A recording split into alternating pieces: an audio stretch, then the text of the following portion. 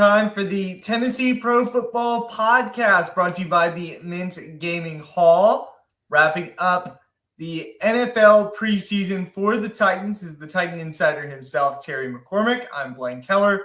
Shortly after our first break, we will have News 2 anchor Cory Curtis joining us as we finish up the NFL preseason. The Titans winning 23-13 on Friday night against the Minnesota Vikings. We'll have all you could possibly want from that game, and we'll talk a whole lot more about roster cuts as cutdown day looms for the Titans, talking the state of the roster. And Terry, there was a big one this morning that you had coverage and reporting on. Yes, Tyjae Spears, the running back who suffered a high ankle sprain against the Tampa Bay Buccaneers in the preseason opener, is very likely going to begin the season on short-term injured reserve, which would put him on the shelf for the first 4 games. Now, they will have to carry him on the initial 53-man roster on Tuesday in order to do that. Then on Wednesday, they can transfer him to IR, presumably to make room for a waiver claim that they would grab off the wire, given that they have the number one priority and have told everyone that they're going to be seriously mining the waiver wire to churn the bottom of the roster. Yeah, as you mentioned here in this story that you can find on TitanInsider.com, Julius Chestnut and Khalil Mullings were kind of the backs that were filling in behind starter Tony Pollard after Tyjae Spears' injury. Jamar Jefferson, Jordan Mims, also options that have played extended run in the last 2 preseason games, but as you mentioned, they're kind of camp long shots. Yeah, they are long shots, but they've done pretty well. If the one that maybe distinguishes himself out of those long shots might be Jordan Mims, who does kind of offer you that, pass catcher out of the backfield option, similar to what Spears brings to the table. Tyjae Spears out of Tulane, a 3rd-round selection, if I'm not mistaken, Terry. Yes, in 2023. Yep, and has shown flashes, but has also shown injuries through his first couple of years in the league. Again, as Terry McCormick reports, could be headed to short-term injured reserve to start the season. We're going to talk a lot more about the state of the Titans roster and the outcomes, the expectations from the Vikings game. And again, a 23-13 win for Tennessee to close the NFL preseason. We're going to take a break, but before we do, let's tell you about our friends at Circus Sports. The largest sports book in Kentucky is now open for business at the Mint Gaming Hall in Franklin, Kentucky. Be sure to check them out with an 85-foot sportsbook screen, stadium-style seating. The Mint's the place to be for any sports fan, college football, pro sports, and beyond. Circus Sports and the Mint are proud sponsors of the Tennessee Pro Football Podcast, located just north of Nashville, off of I-65 North and exit 121. We're going to take a break now. On the other side, we're talking with Cory Curtis on the Tennessee Pro Football Podcast.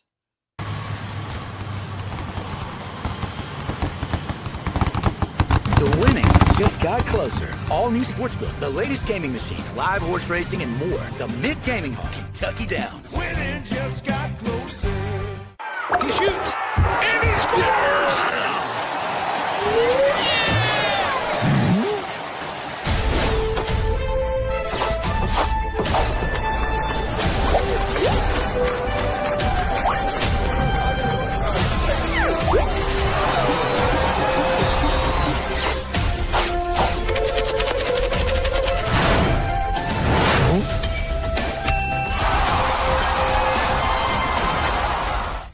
At Delta Dental of Tennessee, we know our success begins and ends with providing superior quality service, and that includes serving those who need it most.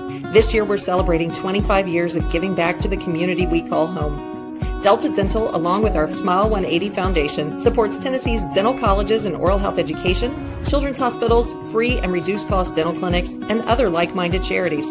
Here's to the next 25 plus years of ensuring healthy smiles.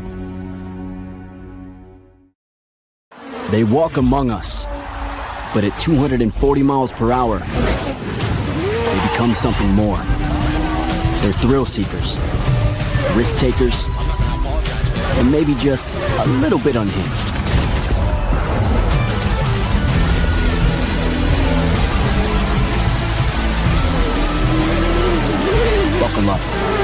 This new era of speed, this racing revolution, it's just getting started. Hi, I'm Stephanie Miller. Main Street Media is partnering with Borchetta Bourbon Music City Grand Prix at the Nashville Superspeedway to send a family of 4 to the race August 31st. To register, please visit any Main Street Media website and look for the Register Here banner. You'll also receive some fantastic Borchetta Bourbon Music City merchandise. We look forward to seeing you at the race.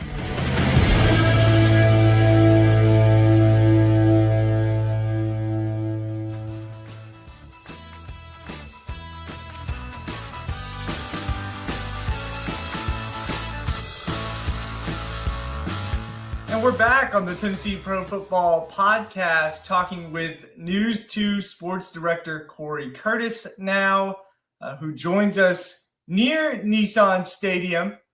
Cory, thank you so much. I'm not breaking laws. I'm pulling in. Right on cue. Cory, our first segment today, first off, thanks for joining us. Our first segment today talking about Tyjae Spears likely to go on the short-term injured reserve. Does that transaction surprise you at all? No, not at all. I mean, that high ankle sprain is never a good one. It's a longer injury to recover, and it's early in the season. You may as well get him, fully healed and see if you can get as much of a full season out of him as you can. I think it's big news for Julius Chestnut, who I think not only makes the team now, but is in position to actually get some carries with the football and try to show the league some of what he can do. So that's big news, for him. I don't think Khalil Harrell's ready. I mean, he's got to make the team, but with pass protection, I just don't know that he's ready at this level in to play meaningful snaps at this point. Cory, thanks for joining us. And when I say this, there are a lot of good sports anchors in Nashville, but when it comes to the Titans, I feel like you're the one who's really offers solid analysis and informed inside information. And I appreciate you joining us. I get lucky once in a while. Well, are you buying that this offensive line is fixed? Because we saw them look good in all 3 preseason games, but they were going against mostly second teamers. And then what the Vikings threw out there Friday night, those guys are going to be high school coaches, bartenders, and insurance salesmen here in a couple of weeks. Well, or they'll be on practice squads, or playing in the what do we call it now? The UFL. Look, I buy the investment. I have a long-standing saying, guys, that hope is not a strategy. And for years, they have been hoping things work out on the offensive line, hoping Nicholas Petit-Frere, can be the guy, hoping that Dylan Radins comes around, hoping. They're done with that. All right. They have investment at all 5 spots. You're invested at left tackle. You're invested at left guard. You're invested at center. You're now invested at right guard, and you're invested at right tackle. On paper, they are fixed. Okay. ESPN agrees. They rank them as the 5th best offensive line entering the season. Now, they've still got to come together. I think there will be some bumps in the road early. Remember when Roger Saffold joined this team, it was ugly early for Roger, playing without Taylor Lewan. And then when Taylor got back, it took a couple weeks for that thing to kind of come together. But, I stand by this with a rookie quarterback and 700 pounds of offensive linemen on the right side. This team needs to run the football the first 6 weeks of the season, especially, and set up their quarterback for more manageable situations and not put the whole game on him right off the bat. So I think they were strategic in what they did and what they want to do. And if they're not fixed, it's not for a lack of trying. You talked about running the football. I think that was one of this team's undoings last year, that they did not rely enough on the run game to not only protect Levis, but to protect an offensive line that didn't pass protect well. Yeah, stay out of trouble. I mean, if anything, to stay out of trouble, because they were in second and 15 10 million times. And also, you got to a point where the quarterback showed you couldn't trust him to make good decisions. And that was whether with, interceptions or just getting rid of the football to avoid sacks, because That's a big part of it. That's a big part of it. I joke with Brian Callahan when he first got here that first down interceptions are the bane of my existence. I hate first round interceptions. He said sacks are mine, first round sacks, because he brings up the statistical data all the time that when you get a sack on first down, it's drive over most of the time, most of the time. And so, being able to accept incomplete is a very big step for this team. And we'll see, how willing, Cam Ward is able to do it. But 2nd and 8 or 2nd and 6 is a heck of a lot better than 2nd and 15 and 2nd and 18, which we saw a lot of the last couple of years. Yeah, the Titans' first team offensive line allowing just 1 sack through the preseason on Cam Ward. And Ward's statistical numbers through a limited number of drives, 10 of 19, 143 yards, no touchdowns, no picks. I asked Terry McCormick a similar question a couple weeks ago. Is it a big deal, a little deal, or no deal at all that Cam Ward did not have a touchdown himself in the preseason? It's not a big deal. I mean, all I'm looking for in that situation is the moment too big for him? Can he run the operation? And there was never a moment where you felt like it was moving too fast. He was in over his head. Like you said, you're playing against backups.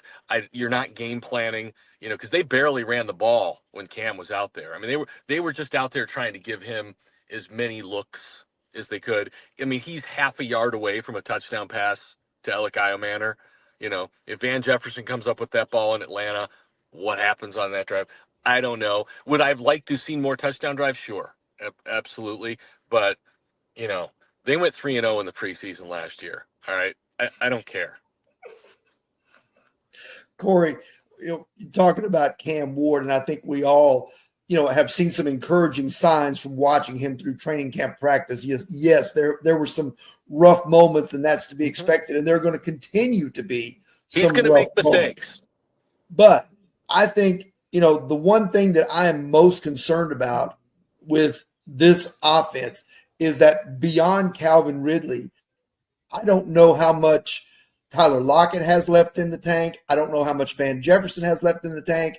And I don't know from among Alec Iomanner, Chimere Dike, and Bryce Oliver, which young receivers I can count on play to step up for this quarterback. It appears we may have lost Cory Curtis for a moment there. Terry, I'll pick up where you left off. It does feel a little bit like some of those starting receivers that will line up and project for the Titans might be more so placeholders for the event that Chimere Dike or Alec Iomanner can start to perform a couple of weeks in the season. I mean, these are the guys that the Titans knew they had a problem, a deficit at receiver, and they needed to fill it in. And we've got Cory back. Pick us up where I'm leaving off with the state of this wide receiver room. Yeah, I've got concerns because I like the rookies a lot, but I don't know how ready they are. And we all talk about Van Jefferson, or we all fans love to talk about Van Jefferson. Van Jefferson's on the team for a reason. He's a professional. He's not a star. He's not a bum. He's a guy you can trust to put out there and do his job. That probably means somewhere between 200 and 600 yards for the season. Would you like Alec Iomanner to pass him up? Absolutely, and I think he will in short order. What I'm concerned about that no one's talking about is Tyler Lockett. Terry, you've been around here just as long as I have. How many aging receivers have come in and exceeded or even met expectations for the Titans? I'll say one, DeAndre Hopkins 2 years ago. That's not it. It's a very short list. And he was a 1 year guy because by year 2, they had already started kind of phasing him out and going toward Calvin Ridley. Well, and you saw with the Chiefs, he looks pretty done, right? I mean, he didn't do much there. I think Eric Moulds may have done some decent things here, but he was the size of a tight end when they got him. So my concern with Tyler Lockett is that there's not anything left in the tank. And I didn't see anything in this preseason or in this camp that made me think, hey, Lockett's got 800 yards in him. I mean, he could, but I haven't seen it. All right. And so I've got concerns there. So I think, we're not talking about Chimere Dike growing up fast. think Chimere DK needs to grow up fast. They need his speed on the field to help open things up. I think Calvin Ridley can help open things up for Chimere DK. And so I think they need to find a way for him to grow up fast and get his feet on the field if they want to peel another layer off the onion of this offense. Because I just don't think Tyler Lockett, I mean, he's 11 years in. He's been a great football player in the NFL. But Father Time comes for us all, and history would suggest it's coming for him. I hope I'm wrong. I hope I'm dead wrong. But nobody is talking about this, and I think we should. I agree. And I think, too, that one possible solution to this, especially if DK is not ready to assume that role, would be that maybe they roll with more 2 tight ends as opposed to 3 wide receiver sets. Have Chigakonkwo and Gunnar Helm being the top 2 guys and being the safety blankets rather than the slot receiver filling that role. I agree with you. And I think Gunnar Helm, I pumped the brakes on Gunnar Helm. He had one good year at Texas, and everybody was ready to anoint him tight end 1 when they drafted him. I thought that was ridiculous. But after watching him in the preseason, I think he can definitely be a really good contributor to this football team, and I think he's going to play a lot. The other thing you could have done is line up Tajay Spears in the slot some and use his shiftiness and speed on linebackers, but now you're not going to have him. But I agree, it's not something that Bengals offense did a lot. They didn't, they barely used the tight end as it was in Cincinnati, and you didn't see a lot from the tight end in year 1 under Brian Callahan when you thought they would game plan more with Chigakonkwo and his skills. And I still think they need to make him a regular part of the offense because he is an athlete. He is capable of making plays with the ball in his hands. But I agree with you as well. I think they can play with those 2 guys in the field. I think they probably need to play with those 2 guys in the field, especially with Spears out. Talking with Cory Curtis on the Tennessee Pro Football Podcast on Main Street Media Television. Cory, I had a couple that I wanted to touch on you with. Taking on the sideline reporter role through the preseason with the Titans out in Tampa Bay and Atlanta for a couple of games. Elaborate what all went into that for you for those broadcasts and just kind of how maybe that elevated the preseason for you. Well, the preseason is always a great time for me because it gives me behind the scenes access. The most valuable time I get all season is the 30 to 45 minutes where we sit down with Brian Callahan the day before the game and kind of go over the roster and what he's looking for and what his team is going to show. And so you get there a day before, you meet with the head coach when he gets there and you have those opportunities. I meet with Charles and I meet with Paul and the production crew and we go over the broadcast and we map out who we're expecting to see. I got lucky in Atlanta. I said, I want to talk about Cedric Gray. I said, I think Cedric Gray is going to show us something tonight. And it was funny because I talked to his position coach, Frank Bush, before the game. And I just said, hey, give me some nuggets about Cedric, and how he's doing. I know the pass game is a concern. He's like, yeah, he's really coming on. He goes, don't be surprised if he makes a play in pass coverage tonight. I'm just telling you. And the moment he picked that ball off, Frank Bush turned to me and just winked at me and pointed. And so, there's a lot of stuff we think we know, but when you actually get told it and see it and know it, you feel a whole lot smarter. And those are the opportunities that, the preseason offers me every year. And I'm fortunate to have them because I feel a little bit smarter about the team. Look, it's not everything. Look, last year, they told me, they felt good about the right side of the offensive line. All right. That was dead wrong. All right. So not everything they tell you is gold, but when you get those moments where you get plugged in, it's kind of a different world. Terry, you got one more for Cory Curtis? Sure. You mentioned Cedric Gray, so let's talk about the defense. Yeah. I have major concerns there, even with the talk that L'Jarius Sneed is going to be available. I still have concerns about cornerback depth and edge rusher depth, especially because even if a slim down Jeffrey Simmons dominates in the middle, you still need something off the edge more than what you've gotten from Arden Key last year and more than what Draymond Jones has delivered in the past for previous teams and more than what Femi Oladejo has shown us in preseason. Yeah, Draymond Jones is a solid pro, but I'm just going to tell you, he doesn't look quick off the edge. If they want guys to set the edge, they've got those guys. Draymond Jones can set the edge. I think Femi Oladejo can set the edge. I think his run numbers were really good this year. And so if they're just concerned about stopping the run, I think they've got the edges to do it with. But, I know they're talking about collapsing the pocket, and I'm all for that. But at some point, you need guys who are going to win that one-on-one battle and change the game. And it's not always going to happen, inside. I mean, thank goodness Lorenzo Carter retired, because I think Jod Ward has given this team an upgrade at that position from what they had. I think he's going to play a lot. I think he has to play a lot. I know he had only 1 sack last year, but he had over 30 pressures, which means he's winning on occasion.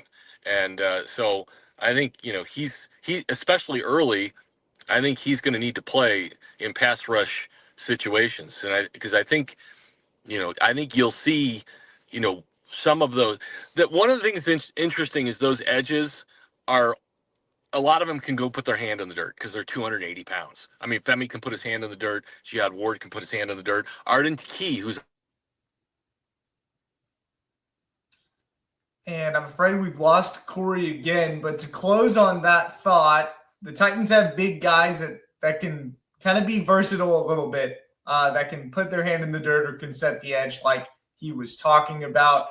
We're going to take one final break. Maybe we have Cory back to close us out here. We do. Cory, give us your closing thought.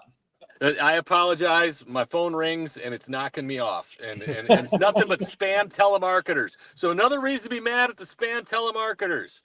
No, my final thought is, I don't get caught up in wins and losses. I get caught up in how the football team is playing. Don't be concerned about wins and losses this year as much as does the team stop beating itself, and does Cam Ward progress? That's all I'm looking for. Cory Curtis, thank you so much for your time. Thank you for joining us. We're going to take one more break here on the Tennessee Pro Football Podcast and give you a couple of transaction roster predictions, talk a little stock report. We'll see you on the other side of this break.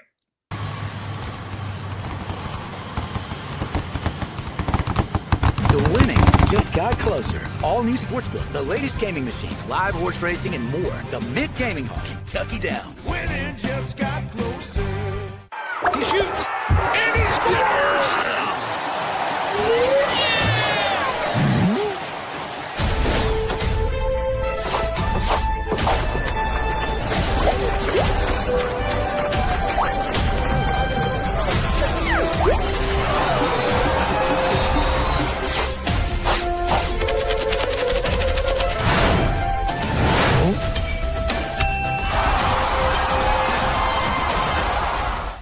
At Delta Dental of Tennessee, we know our success begins and ends with providing superior quality service, and that includes serving those who need it most. This year, we're celebrating 25 years of giving back to the community we call home. Delta Dental, along with our Smile 180 Foundation, supports Tennessee's dental colleges and oral health education, children's hospitals, free and reduced cost dental clinics, and other like-minded charities. Here's to the next 25 plus years of ensuring healthy smiles. They walk among us, but at 240 miles per hour, they become something more. They're thrill seekers, risk takers, and maybe just a little bit unhinged.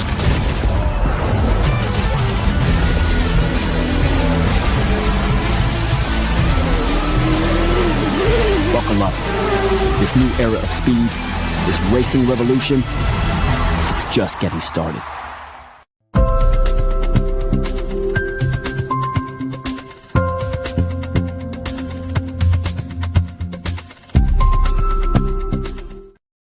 Before we jump into our Titans stock report, want to remind you that we are brought to you by Circus Sports, the Mint Gaming Hall, and Kentucky Downs, which returns its live horse racing action on August 28th. That's Thursday, and throughout this weekend in Franklin, Kentucky. It's one of 7 live horse racing events of the season. at Kentucky Downs. Admission is free again. Kentucky Downs and the Mint are proud sponsors of the Tennessee Pro Football Podcast. Terry, let's tie in our Titans stock report with some roster projections. Your stock ups kind of point toward maybe a little bit of some starting or some contributing players for this defense. Yeah, Cory talked about Cedric Gray, and I think Cedric Gray's stock is up, along with James Williams. That was quite the battle that emerged there at that inside linebacker spot opposite Cody Barton. I think it's possible that both of those guys get reps. I think Cedric Gray is probably the better run defender. James Williams probably the better pass defender, as we saw with the interception that he had on the goal line there against the Vikings the other night. Going with Julius Chestnut, whom Cory alluded to, that's going to get meaningful carries. Julius Chestnut is an NFL back. I know that, sounds kind of crazy to say with all that he's been through here, but Julius Chestnut is a good football player, and he's going to get his opportunity to prove it. I don't think there was a lot of question in regard to this stock up, but there were some doubts after that, poor play in Atlanta for Van Jefferson. He gets a stock up because he showed out well with Cam Ward and with Brandon Allen on Friday night, finished with a 65-yard touchdown and 102 yards. The Ravenwood product shows out in his return to Nashville. A good bounce back for him, and the Titans are going to need him, at least for now, to contribute in that receiver spot. Stock down, Terry, where are you going? Well, I'm going with three guys that I think could have trouble sticking on the 53-man roster. One is tight end Josh Wiley, who's been kind of invisible for a lot of this preseason. I think, a lot of people are talking up Gunnar Helm and, what he's been able to contribute. That touchdown catch in Atlanta, certainly impressive between the two defenders there. Josh Wiley has really not stepped up and been a major contributor on offense. Still has something to offer on special teams. Still could be a red zone target with his size. But if they go with only three tight ends, I can see David Martin Robinson and his blocking skills edging out Josh Wiley. The others, I'm going with a couple of the edge guys who are backups. Jalen Harrell, Ali Gay, both, athletic guys that can come off the edge, but it would not shock me at all to see the Titans, try to upgrade one, if not both spots with some pickups off the waiver wire at that outside linebacker spot. Yeah, as we mentioned at the jump, the Titans have the number one overall selection for the first 3 weeks for that waiver spot, the waiver claim, the top spot. Already used that once on a linebacker, but it looks like Cedric Gray and James Williams will be the more likely contributors alongside Cody Barton to start. You mentioned the edge rushers. If there's one thing that you could kind of take away from this preseason and watching our podcast, it's that the Titans are going to probably struggle, at least for now, at that edge position. Terry, close us out quickly. Give us your surprise Titans transaction. Well, that's good. I mean, I think there are several things that, could happen here, but I kind of think that, you kind of put me on the spot. I know. I think it is possible. I'm not saying it's going to happen. I think it's possible that they move on from Quandre Diggs temporarily and then re-sign him in week 2 when his contract's not guaranteed. It's a loaded safety room as well. It felt like a little bit of a struggle for Quandre Diggs to make a viable, contributable spot. He wanted to show that he could contribute and be healthy still with this signing. We'll see how that plays out. We're 1 for 2 right now on our Titans projections. L'Jarius Sneed came back, and then we had the unfortunate Tim Boyle incident at the end of week 1. He boiled over. He boiled over. That's right. Thank you so much for joining us and for watching another edition of our preseason Tennessee Pro Football Podcast. We'll see you here next week on Labor Day as we break down and assess the Titans roster ahead of week 1. We'll see you then.